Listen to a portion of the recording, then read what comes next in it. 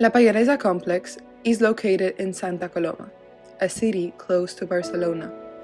The complex was developed close to La Pallaresa Avenue, named after a medieval tower located in that same neighborhood. Roberto Terradas, together with his brother Esteban and Portuguese architect Eduardo Souto de Moura, was the author of the project. They founded Iberian Architects. Good morning, Roberto. Good morning, Alexia.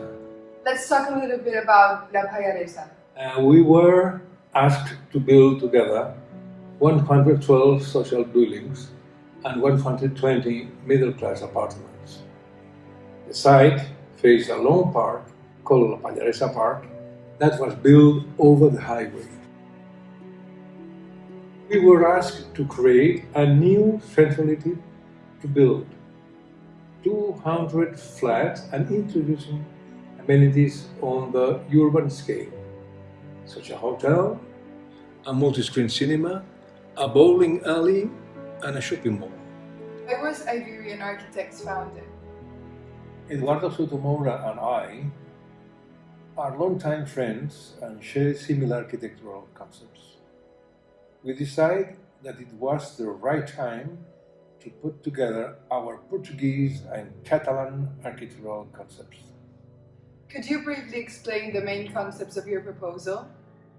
The project deals with an area between the Old Town and the Single-Lane neighborhood.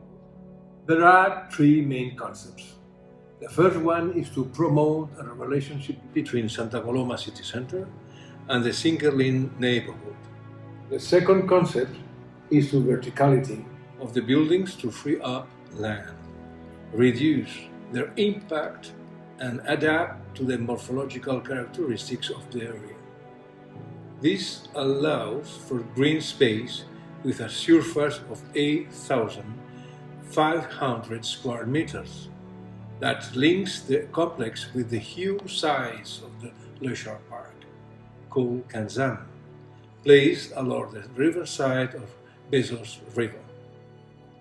The third one is symbolism on a urban level.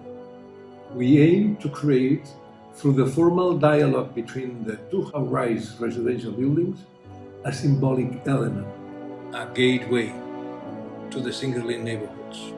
How was the urban space organized between middle class and social class housing?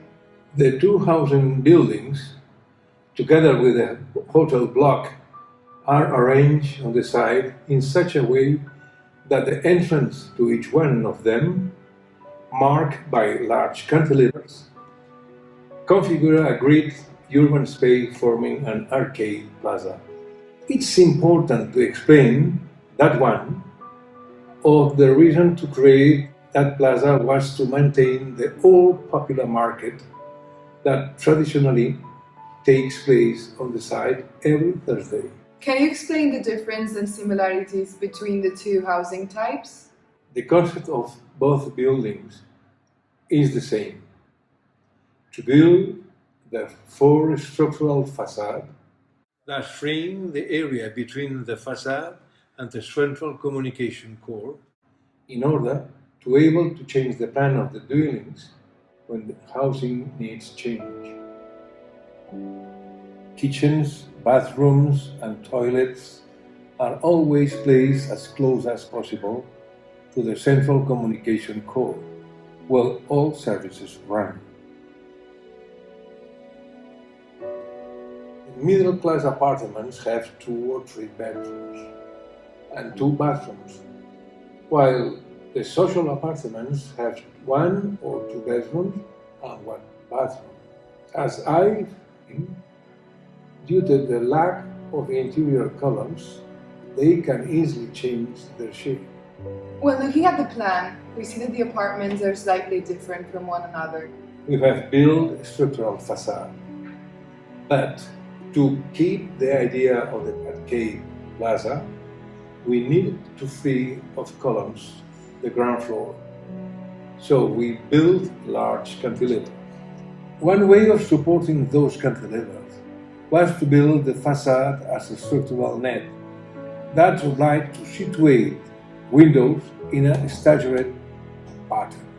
That is the reason why even and odd floors are different. How do you think your project has contributed to improving the life of middle-class people? From the beginning of our discussions, we thought that it was very important to keep the sense of the site. That is to say, not to destroy neither the link between two neighborhoods, nor the old popular market.